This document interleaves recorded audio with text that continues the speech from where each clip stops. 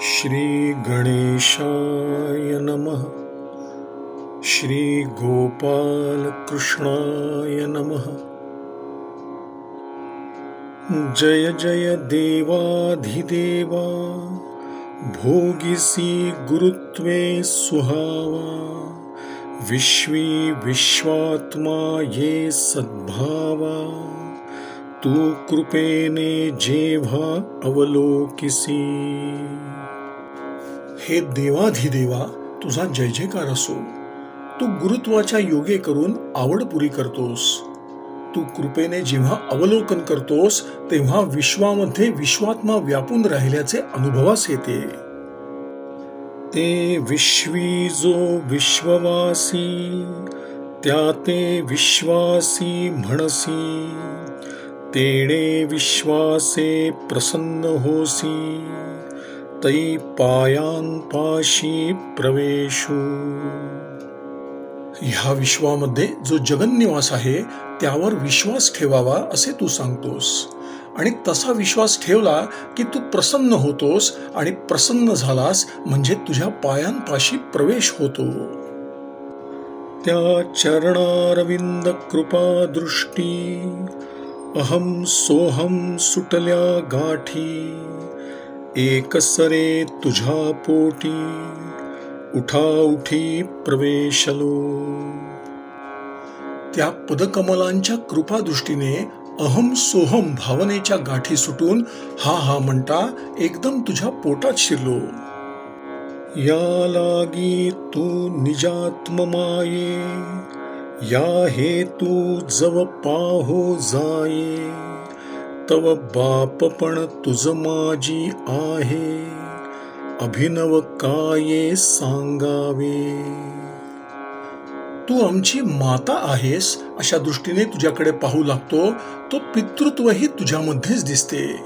ह्यापेक्षा अधिक आश्चर्य ते काय सांगणार। येथ माता पिता दोन्ही, वेगळी असती जनी। ते दोन्ही एक करोनी, एका जनार्दनी निजतान्हे। ह्या लोकी तर माता आणि पिता ही दोन वेगवेगळी असतात, पण ती दोन्ही एका जनार्दनामध्ये ऐक्यरूप होऊन त्यांचे मी तान्हे लेकरू झालो। आता उभय स्नेहे स्नेहाळा, वाढविसी मज बाळा। परी नित्य नवा सोहळा, संभ्रम आगळा निजबोधाचा। ह्याकरता ही दोन्ही प्रेमे एकत्र करून ह्या लेकराला वाढवावे, आणि रोज रोज आत्मबोधाचा नवा नवा सोहळा दाखवित जावा, अथवा तू दाखवित आहेसच। शिवशक्ती गणेशू, विश्व विष्णू चंडाशू। ऐसा अलंकार बहुवसू, निजविलासू लेवविशी। शिव शक्ती गणेश, तसाच विश्व विष्णू सूर्य असे अनेक अलंकार स्वतः आपल्या हौसेनेच मला घालतोस। या परी मज निज बाळा, लेणी लेवविशी स्वलीळा। आणि लेईलेपणाचा सोहळा, पहाशी वेळोवेळा कृपादृष्टी। ह्याप्रमाणे मला आपल्या लेकराला आपल्या हौसेनेच भूषणे लेववितोस, आणि तो सोहळा वेळोवेळा कृपादृष्टीने तूच पाहतोस। बाळा का लेवविजे लेणे, तयाचे सुख ते काय जाणे। तो सोहळा मातेने भोगणे, तेवी जनार्दने भोगिजे सुख। मुलाच्या अंगावर दागदागिने घातले तरी त्यांची शोभा आणि सुख ही त्याला कशी कळणार। तो सोहळा आईनेच भोगावा, त्याप्रमाणे माझ्याकडून ग्रंथ वदवून त्याचे सुख जनार्दनांनीच घ्यावे। आपुल्या चिद्रत्नांच्या गाठी, आवडी घालीशी माझ्या कंठी। या लागी मज पाठोवाठी, निजात्मदृष्टी सवे धावे. आपल्या चिद्रत्नांच्या माळा आवडीने माझ्या गळ्यात तूच घालतोस आणि रक्षणासाठी निजात्मदृष्टीने माझ्या पाठोपाठ धावत असतोस. समर्थ जयाचा जनकू त्यास मानिती सकळ लोकू. एका जनार्दनी एकू अमान्य अधिकू मान्य कीजे. ज्याचा बाप श्रीमंत असतो त्याच्या मुलाला सर्व लोक मान देतात. त्याप्रमाणे एका जनार्दनांनी ह्या एकनाथाला आपला म्हटले, त्यामुळे तो अमान्य असताही अधिक मान्यतेला पात्र झाला आहे. बाळक स्वये बोलो नेणे त्यासी माता शिकवी वचने. तैशी ग्रंथ कथा कथने स्वये जनार्दने बोलविजे. आईच जशी मुलाला बोलावयाला शिकवित असते त्याप्रमाणे या ग्रंथातील कथा ही गुरु जनार्दन स्वतः माझ्याकडून बोलवित आहेत. तेणे नवल केले येथ मूर्खा हाती श्री भागवत.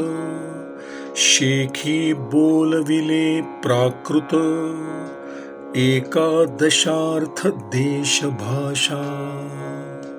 गुरु जनार्दनांनी येथे केवढा चमत्कार केला पहा. श्री भागवताच्या एकादश स्कंधाचा अर्थ तोही शेवटी महाराष्ट्र भाषेमध्ये माझ्यासारख्या मूर्खाकडून बोलविला.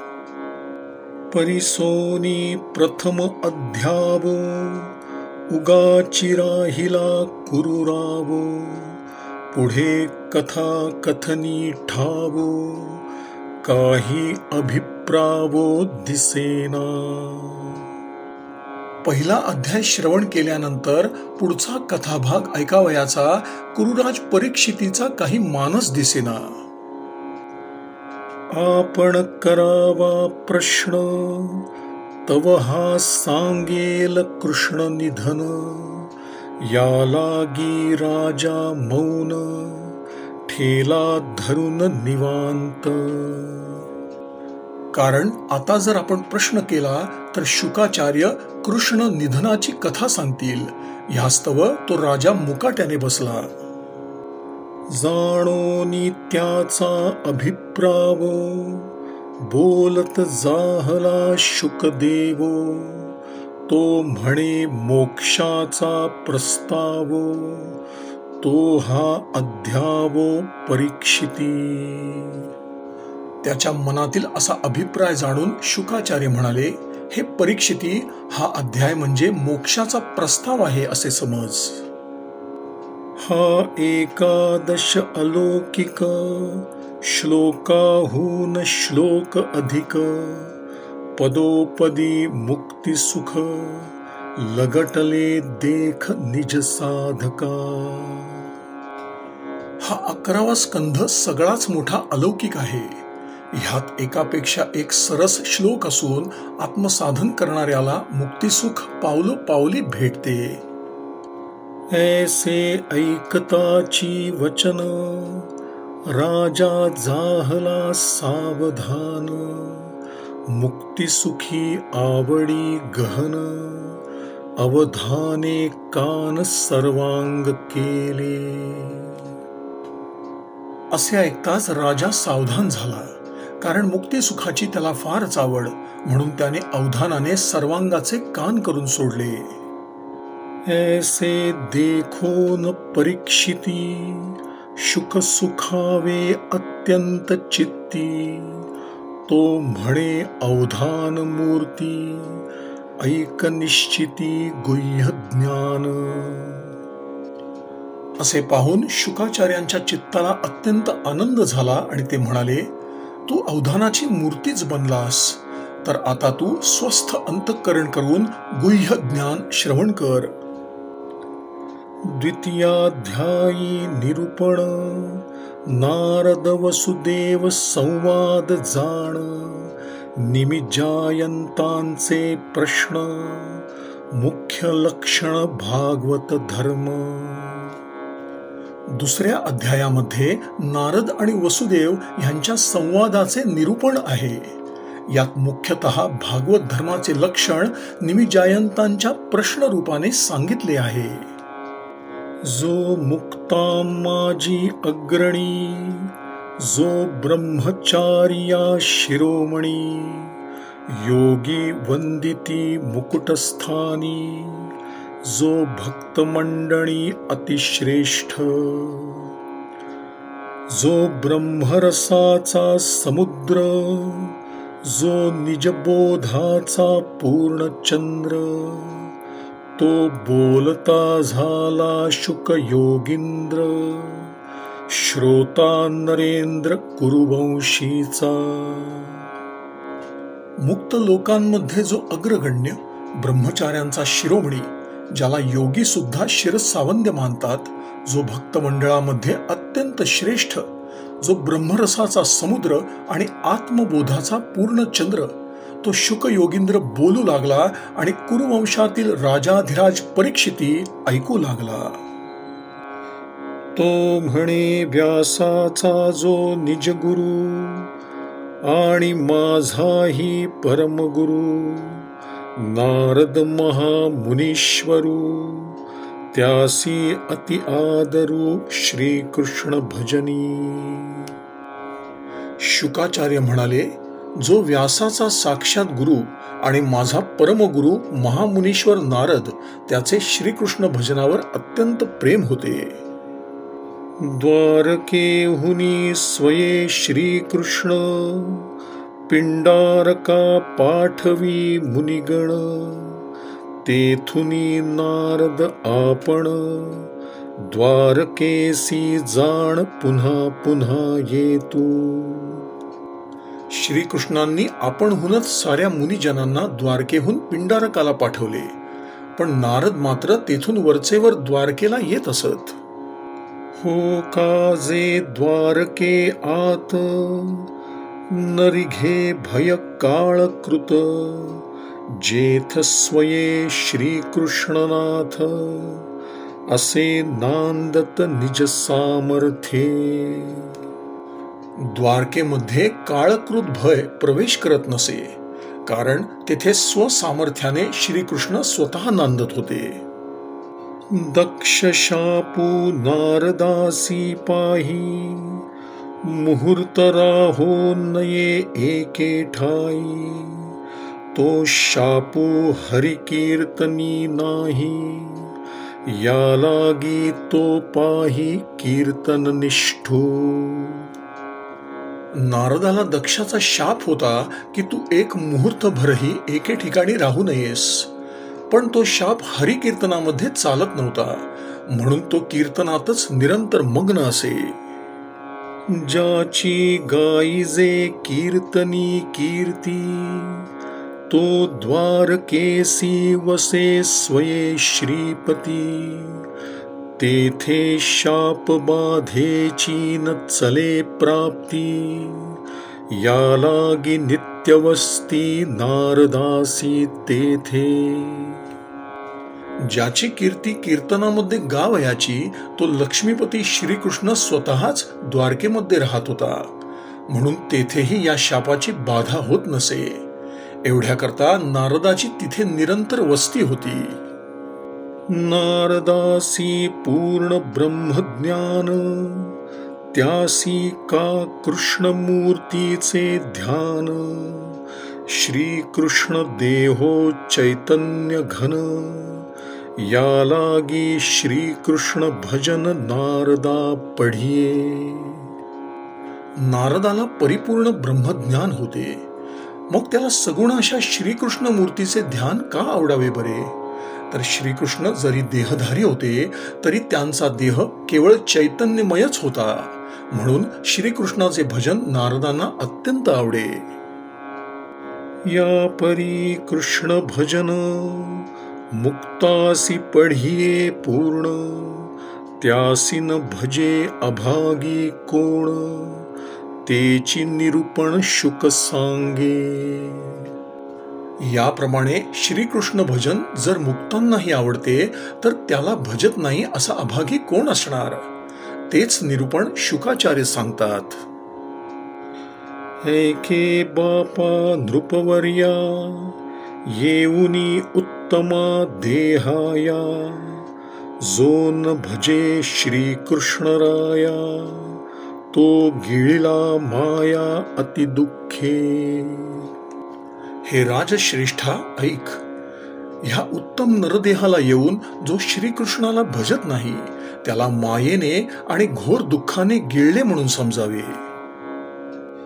ज्या भगवंता लागुनी माथा धरुनी पायवणी, सदाशिव बैसला आत्मध्यानी, महाश्मशानी निजवस्ती. ज्या भगवंतासाठी त्याच्या पायांचे तीर्थ मस्तकावर घेऊन सदाशिव महास्मशानामध्ये वस्ती करून आत्मध्यानामध्ये बसलेला आहे. पोटा आला चतुरानन, इतरांचा पाडू तो कोण, देहा येवोनी नारायण, न भजे तो पूर्ण मृत्युग्रस्त. ब्रह्मदेवच ज्याच्या पोटी आलेला आहे तेथे इतरांची काय कथा. नरदेहाला येऊन जो नारायणाला भजत नाही तो पूर्ण मृत्युग्रस्त होय. त्यजुनी परमात्मा पूर्ण, नाना साधने शिणती जन, त्यासी सर्वथा दृढ बंधन, न चुके जाण अनिवार. श्रीकृष्ण परमात्म्याला सोडून जे लोक नाना प्रकारच्या साधनांच्या क्लेशात पडतात त्यांचे दृढ संसार बंधन कधीही चुकणार नाही. सांडुनी श्रीकृष्ण चरण, इंद्रादी देवांचे करिता भजन, ते देव मृत्युग्रस्त पूर्ण, मा भजत्याचे मरण कोणवारी.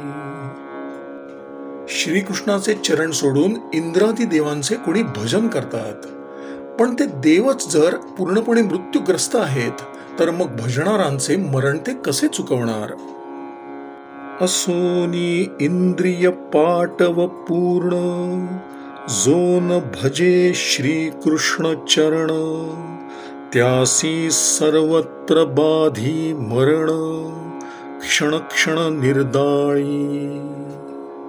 सर्व इंद्रिये शाबूत असूनही जो श्रीकृष्ण चरणांचे भजन करत नाही तो जेथे जेथे जाईल तेथे तेथे त्याला मरण हे ठेवलेलेच. ते प्रत्येक क्षणाला त्याचा नाश करते. तो नारद महामुनीश्वरू, मुक्त होनी भजन तत्परू, द्वारके वसे निरंतरू, श्रीकृष्णी थोरू अतिप्रीती तया. तो महामुनी नारद मुक्त असूनही भजनामध्ये निरंतर तत्पर असे. तो सदा सर्वदा द्वारकेमध्येच राहत असे. त्याचे श्रीकृष्णावर अत्यंत प्रेम होते. धन्य धन्य तो नारदू, जासी सर्वी सर्वत्र गोविंदू, सर्वदा हरिनामाचा छंदू, तेणे परमानंदू सदोदित. धन्य धन्य तो नारद, त्याला जिकडे तिकडे श्रीकृष्णच दिसत असे. त्याला सदा सर्वदा हरिनामाचा छंद असून परमानंदामध्येच तो सदा निमग्न असे. जो श्रीकृष्णाचा आवडता, जासी श्रीकृष्ण आवडे सर्वथा, ज्याचे निसंगे तत्वता, नित्यमुक्तता जड जीवा. जो श्रीकृष्णाचा आवडता आणि ज्याला सर्वतोपरी श्रीकृष्ण आवडता, ज्याच्या संगतीने जड जीवांना मुक्ती प्राप्त होते. तो नारदू एके वेळा, स्वानंदाचिया स्वलीळा, आला वसुदेवाचिया रावळा, तेणे देखोनी डोळा हरिखला. तो नारद एके दिवशी आपल्या आनंदाच्या भरात सहज वसुदेवाच्या घरी गेला. त्यास पाहताच वसुदेवाला फार आनंद झाला. केले साष्टांग नमन, बैसो घातले वरासन, ब्रह्म सद्भावे पूजन, श्रद्धा संपूर्ण मांडिले. त्याने त्यास साष्टांग नमस्कार घालून बसावयास उच्चासन दिले आणि प्रत्यक्ष परब्रह्मच आपल्या घरी आले अशा श्रद्धायुक्त बुद्धीने पूजेस प्रारंभ केला. नारद तोची नारायण, येणे विश्वासे करुनी जाण, हेम पात्री चरण क्षाळण, मधुपर्क विधिपूर्ण पूजा केली. नारद हा प्रत्यक्ष नारायणच आहे अशा दृढ विश्वासाने त्याने त्याचे पूजन केले. सुवर्णाच्या पात्रामध्ये त्याचे पाय धुवून मधुपर्क विधीने त्याची यथासांग पूजा केली. पूजा करोनी सावधानी, वसुदेव बैसोनी सुखासनी, हृदयी अत्यंत सुखावोनी, काय आल्हादोनी बोलत. ह्याप्रमाणे प्रेमाने पूजा करून वसुदेव आपल्या आसनावर बसला आणि अंतःकरणामध्ये अत्यंत आनंद भरीत होऊन बोलू लागला. स्वलीला कृपा केली तुम्ही, तेणे परम सभाग्य जाहलो जी मी, तुमचे नियागमने आम्ही, कृतकृत्य स्वामी सन्निधी मात्रे. आज आपणहून येण्याची कृपा केलीत हे माझे मोठे भाग्य आहे. आपल्या सन्निधी मात्राने अर्थात जवळ असल्याने आम्ही कृतकृत्य झालो आहोत. चुकलिया निज जननी, बाळक दीन दिसे जनी, त्यासी मातेच्या आगमनी, संतोष मनी निर्भर. आई दिसेनाशी झाली म्हणजे लोकांमध्ये मूल केविलवाणे होते, पण त्याची आई आली की त्याच्या मनामध्ये आनंद मावेनासा होतो. त्याहुनी श्रेष्ठ तुमची यात्रा, नित्य सुखदाती भूत मात्रा, स्वलीला तुम्ही मही विचरा, दीनोद्धारा लागुनी. तिच्यापेक्षाही आपले आगमन अधिक श्रेष्ठ आहे, कारण ते प्राणीमात्रांना नित्य सुख देणारे असते. आपण दीनांचा उद्धार करण्याकरता लीलेने पृथ्वीवर संचार करता. मातेच्या आगमनी निज बाळा, दृष्टी उत्संगी नित्य नवा सोहळा, तुमची यात्रा दीना सकळा, भोगवी स्वलीळा निजात्म सुख. आई आलेली दिसताच मुलाला नित्य नवा सोहळा होतो, पण तुमचे आगमन यच्च यावत दीन जनांना अनायासे आत्मसुख भोगावयाला लावते. माता सुख देते नश्वर, तुमच्या आगमनी अनश्वर, नित्य चित्सुख चिन्मात्र, परात्पर भोगावया. आई सुख देते ते नश्वर असते आणि तुमच्या आगमनाने जे सुख प्राप्त होते ते शाश्वत असते. परेच्या पलीकडील चिन्मात्र चित्सुख भोगावयास मिळते. तुम्ही भागवत धर्म मार्गगामी, तैची तुमचा भेटी लाहो आम्ही, जय पुण्यकोटी निष्कामी, प्रयाग संगमी केलिया. आपण भागवत धर्माच्या मार्गाने जाणारे आहात. आम्ही प्रयाग संगमावर निष्काम बुद्धीने जेव्हा पुण्याच्या कोटी कराव्यात तेव्हाच आम्हाला आपली भेट होते. नारदा तू भगवद्रूप, तुझी भेटी करी निष्पाप, तुवा कृपा केलिया अल्प, स्वये चित्स्वरूप ठसावे. नारदा, तू भगवत स्वरूप आहेस. तुझी भेटच मनुष्याला निष्पाप करून सोडते.